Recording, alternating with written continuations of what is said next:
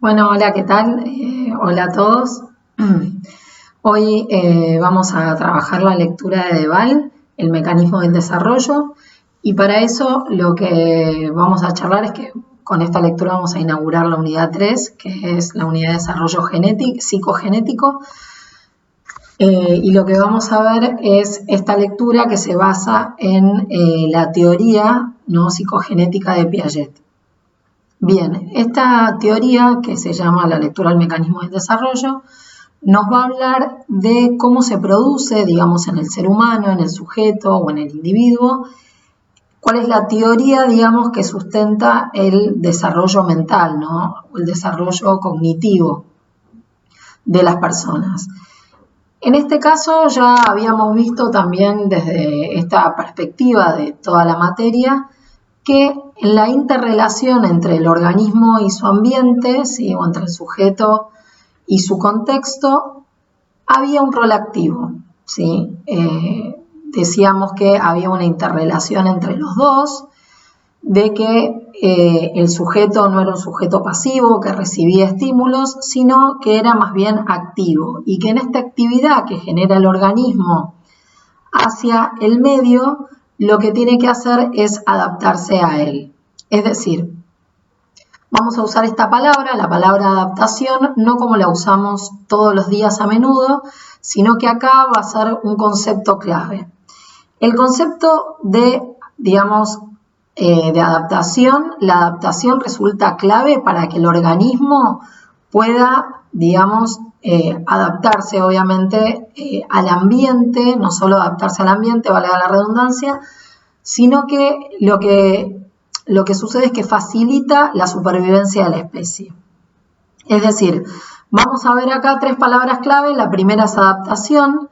Vamos a decir que la adaptación es un proceso, ¿sí? Y en este intercambio y en esta interrelación es un proceso en el cual hay un sujeto activo que interrelaciona con el medio y en este proceso obviamente no solo el organismo sufre una adaptación y un cambio, sino también lo sufre el medio, ¿sí?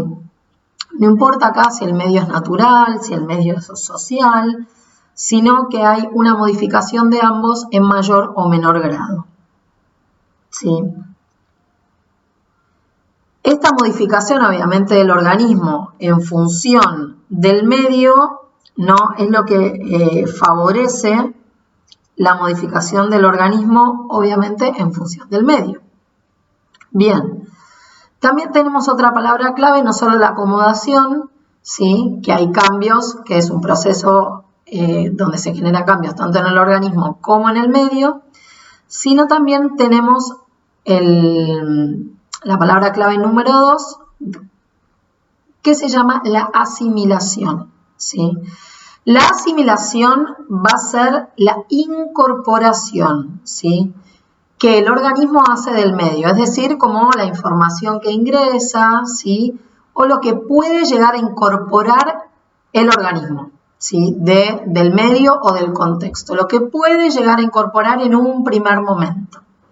Bien, es decir, es esa acción que ejecuta el organismo sobre el medio, ¿no? Y que puede incorporar de una manera como bastante inmediata, ¿sí? Con todo lo que cuenta ese organismo en ese momento, ¿sí? Que lo puede incorporar. Bien, esta es la asimilación. Ya vimos, la adaptación era este intercambio del organismo con su medio, con una modificación para ambos en mayor o menor medida. 2, la asimilación es esta acción del organismo sobre el medio, ¿sí? El cual puede, a través de esta acción, incorporar algo al medio. Y la tercera palabra clave, que es la acomodación, ¿sí? Lo que vemos de la acomodación es que la acomodación es esa modificación del organismo por efecto de la influencia del medio. Es decir, es cuando el organismo se modifica, ¿sí? Por efecto de esta influencia, es decir, porque ya asimiló, ya incorporó alguna información o algo del medio, ¿sí? Algún material, incorporó algo, ¿no? Lo asimiló el sujeto, luego lo acomoda, es decir, lo modifica, ¿sí? Vamos a ver a qué, lo modifica y por último se adapta. Muy bien, esta modificación del organismo, que está desencadenado obviamente por estos efectos del medio, tiene como fin, obviamente, incrementar, o sea, es como que aumenta esta capacidad de asimilación, es decir, el sujeto primero asimila lo que puede, luego acomoda lo que no pudo terminar de asimilar, y por último, a través de estos dos movimientos se genera por último la adaptación, ¿no? Tenemos acá varios ejemplos en la lectura. El más sencillo para entender es el ejemplo de la alimentación, es decir, lo que tomamos del medio es un alimento, lo asimilamos, ¿sí? El organismo incorpora parte de, no sé, una manzana, un trozo de carne, ¿sí? La asimila, ¿sí? Pero en el momento que la está asimilando, la carne no permanece igual, ese bocado o ese trozo de carne o de manzana o de fruta, sino que ese trozo de alimento, ¿no? Se transforma, es sometido a una transformación. ¿A partir de qué? De la masticación, de la deglución, ¿sí? Y obviamente se va a transformar porque se empieza a digerir, ¿no? Ese alimento. Se transforma en bolo alimenticio, luego se mezcla con saliva, baja por el tracto digestivo, y ya vemos que en realidad se incorpora a nuestro cuerpo y termina siendo parte de nosotros, es decir, después es energía vital y nutrientes para ese organismo, ¿sí? Entonces se termina como adaptando. Primero es ese trozo de carne, luego el organismo la asimila, luego la acomoda a partir de toda esta masticación, la transforma y después queda el organismo transformado, es decir, porque aporta energía, porque lo que hace es dar saciedad, disminuye el hambre, etc. Regenera, repone los músculos, lo que fuera. Bien, lo mismo ocurre, damos otro ejemplo, cuando el niño intenta, ¿sí? O el bebé, en realidad Piaget siempre hizo sus investigaciones con niños pequeños, entonces esto de asir un objeto, ¿sí? De tomar un objeto era una forma de asimilación. ¿Por qué? Porque lo que veía Piaget era que el niño generaba con los, digamos, con las vivencias anteriores que había ya tenido, tomaba un objeto, por ejemplo, depende de cómo fuera la textura de ese objeto, lo grande de ese objeto, el tamaño también o lo pesado de ese objeto, y a partir de las vivencias anteriores que tenía el bebé iba a tomar ese objeto de una manera, por ejemplo, con cierta apertura de su mano, ¿sí? A través de sus experiencias anteriores, de haber asido o agarrado otros objetos. Entonces, con cierta apertura de la mano, el niño o el bebé va a tomar a ese objeto, pero dependiendo de las propiedades de este objeto, como decíamos, del color, del tamaño, del peso, va a tener que acomodar, ¿sí? La apertura de la mano o tomarlo con las dos manos, ¿sí? O porque es resbaladizo o porque es rugoso, etc. Y ahí estando se acomoda, ¿no? Y por último es cuando se termina adaptando, ¿no? Tanto el objeto al sujeto como viceversa. Esta experiencia previa de la que hablaba, es decir, este conocimiento anterior que tenía el bebé a la hora de agarrar este objeto, en realidad lo que Piaget lo llama una serie de esquemas, ¿sí? Es decir, son como conocimientos anteriores que trae el niño a partir de esa repetición de acciones, ¿sí? Es decir, a partir de tanta cantidad de veces que ha tratado de asir o de tomar o de agarrar un objeto, ¿sí?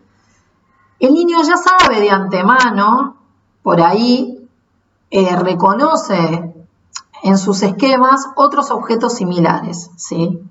Entonces, como tiene esa experiencia y ese acervo dentro suyo de la cantidad de veces que ha podido tomar un objeto de similares características, ¿no? Ya tiene un esquema previsto para tomar este nuevo objeto, pero todavía no sabe, no entiende bien si Si esta asimilación al objeto la va a hacer totalmente, es decir, de una va a poder ir a agarrar ese objeto con ese esquema anterior que él posee, o si va a tener que acomodar, ¿sí?, su esquema, es decir, se va a producir ahí un desequilibrio, se van a tener que acomodar nuevamente estos esquemas y terminar de adaptarse e incorporar quizás esquemas nuevos. ¿Por qué? Porque contamos con un desafío o un problema o algo que el medio nos está brindando información nueva y la cual nosotros no tenemos. Esto sucede también a nivel cognitivo, a nivel simbólico, es decir, sucede también con información, ¿sí?, cuando nosotros estudiamos también, es decir, vamos tratando, se realizan, digamos, estas tres acciones conjuntamente, ¿sí?, de asimilación, de acomodación y finalmente de adaptación. Ahí van a ver en la lectura, tienen varios ejemplos, pero lo clave acá es que para que el niño, digamos, pueda adaptarse y no cuenta con los recursos y con los esquemas necesarios para poder tomar ese objeto, ahí es cuando se genera un desequilibrio del medio, ¿sí? Ahí es cuando se nos produce un desafío cognitivo, ¿sí? Ahí es cuando se produce una apuesta que lleva al organismo a tomar, digamos, a modificar algo, a tomar una conducta nueva, ¿sí? Y tratar de ver entre ese acervo, entre esa cantidad de acciones anteriores, cuáles de esas le sirve, ¿sí?, para tomar este nuevo objeto y cuáles tendrá que ir, digamos, conociendo para que después se puedan transformar en esquemas propios, ¿sí? Esta es más o menos la intención con la que Piaget nos explica el desarrollo mental. ¿Por qué? ¿Cuál es la finalidad de todo esto?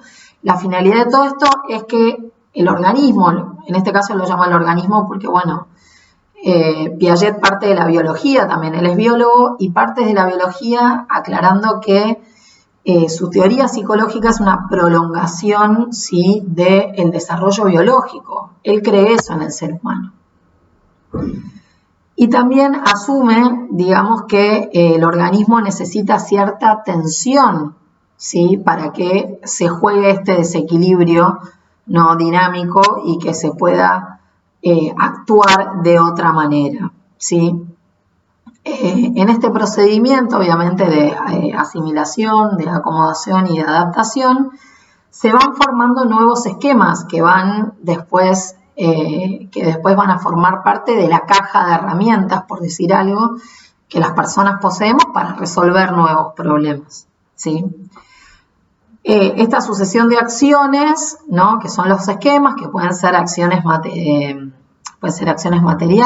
que pueden ser materiales, perdón, o acciones, tienen obviamente una organización, ¿no? Tienen como una pauta, son acciones que tienen un principio y un fin, que están ordenadas, es decir, que están organizadas y que uno ya las conoce y que son susceptibles de poder repetirse en situaciones semejantes.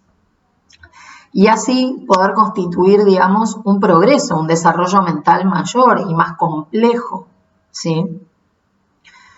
Bien, entonces ya dijimos que ahí van a poder ver también características de los esquemas, ¿no?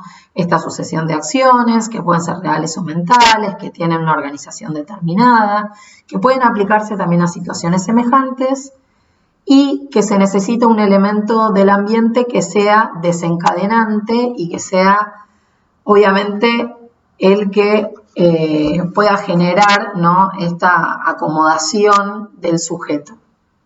Sí, también que estos esquemas, en realidad, cuando nosotros hacemos una asimilación de esa información del ambiente, estos esquemas no los pensamos, sino que ya están como automatizados dentro de nosotros. Ya sabemos cómo llevarlos a cabo. No hace falta que pensemos demasiado porque es algo que se da en forma fluida, ¿sí? Muy bien, y estos esquemas de acción aclaremos que son para actuar y para modificar el medio, ¿sí?, ya sea real o puede ser el medio como lo mental, ¿sí? Bien, también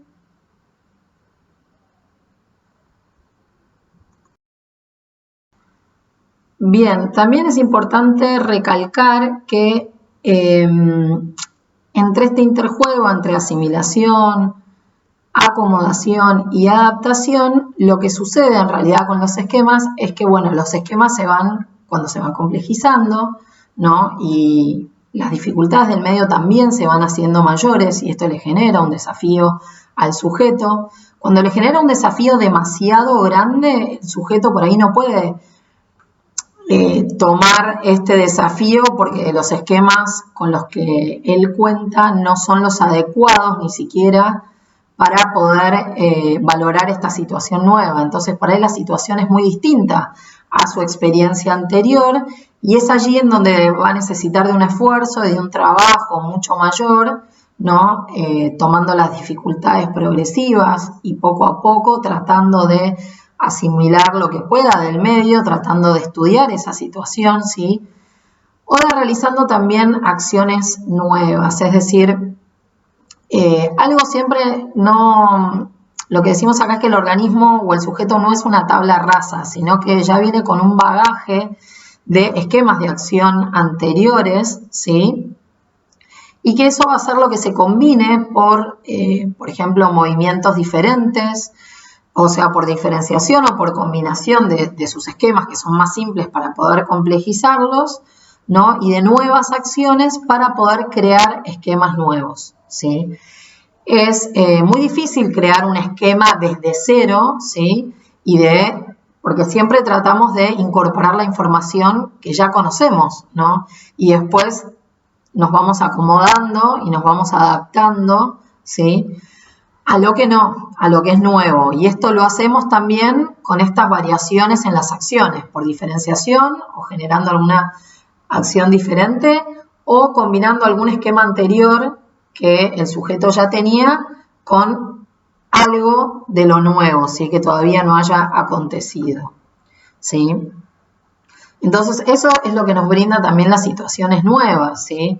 Es como, por ejemplo, cuando aprendemos una receta de cero, ¿sí? Ya ciertos conocimientos tengo que poder tener sobre la textura, no sé, lo que son, por ejemplo, ingredientes secos. Cuando dice la receta incorpora ingredientes secos, yo tengo que poder saber si los leo cuáles son o cómo son o qué textura tienen, ¿sí? Harina, azúcar, polvo de hornear, etc. Y cuando dice, por ejemplo, ingredientes húmedos, yo puedo valorar que pueden ser frutas, pueden ser huevos, puede ser leche, puede ser esencia de vainilla, ¿sí? Puede ser chocolate derretido. Todos esos pueden ser también. Entonces voy rastreando y voy buscando en mis esquemas anteriores. Si dice batir, sé que no es lo mismo que mezclar, ¿sí? Y si no lo sé, puedo tratar de buscar algún tutorial, algún video que me explique cómo es batir y poder imitar, ¿no? Esa acción tratando de generar una acción nueva. Bien. Vamos a hacer también una pequeña diferenciación entre lo que son los esquemas y lo que son los reflejos. Cuando nosotros hablamos de reflejos, también hablamos de actos automáticos, pero la diferencia con los esquemas es que los reflejos o los actos reflejos en realidad aparecen en la historia del ser humano desde el nacimiento. Son los movimientos más arcaicos, es decir, más primitivos con los cuales nacemos. Sí, creo que hay entre 5 y 10 y los estudian mucho los médicos, los pediatras, sobre todo porque hay una escala que se llama la escala Apgar, que es donde toman examen de estos reflejos cuando el niño nace. En el momento del parto, ahí le realizan la escala Apgar, que es una escala que va del 1 al 10, y lo que hacen es a partir de, tratan de estimular al bebé recién nacido, para que produzca estos reflejos y le otorgan un puntaje y cuando llega al 10, que es la nota máxima, significa que ese bebé está apto, digamos, y que se está acomodando bien a la nueva situación luego del parto, ¿sí? Es una muy buena valoración, un 10, entre un 8 y un 10 en una escala Apgar, significa también que es como una escala de valoración de salud. Y entonces ahí se implican los actos reflejos. Estos reflejos sí duran muy poquito tiempo, ¿sí? En nosotros como acciones automatizadas, después se van perdiendo porque se van complejizando, porque se reemplazan por los esquemas, ¿sí?, de acción. Pero, bueno, los pueden ver en varios videos de psicología del desarrollo. En realidad son muy automáticos y en realidad no son modificables por la experiencia, sino que es como que se barren o se anulan o se van, digamos, cuando ya se modifican, podemos empezar a hablar de esquemas. Uno, por ejemplo, es el reflejo de prensión, que seguramente lo deben conocer, que si nosotros le ponemos el dedo a un bebé, el bebé tiende a hacer esto, ¿sí?, y a agarrar y a tomar el dedo. Después hay otro que es el reflejo de succión, que si nosotros tocamos la mejilla de un bebé, ¿sí?, de este estímulo de este lado, el bebé tiende a hacer así para poder chupar, ¿sí? Esos son dos, por ejemplo, de los reflejos. Bien, hasta aquí llegamos con esta lectura. Ojalá les pueda haber sido útil para entender un poco más. Y bueno, nos vemos en foros, nos vemos en Zoom y nos vemos en la plataforma. Los dejo, hasta luego.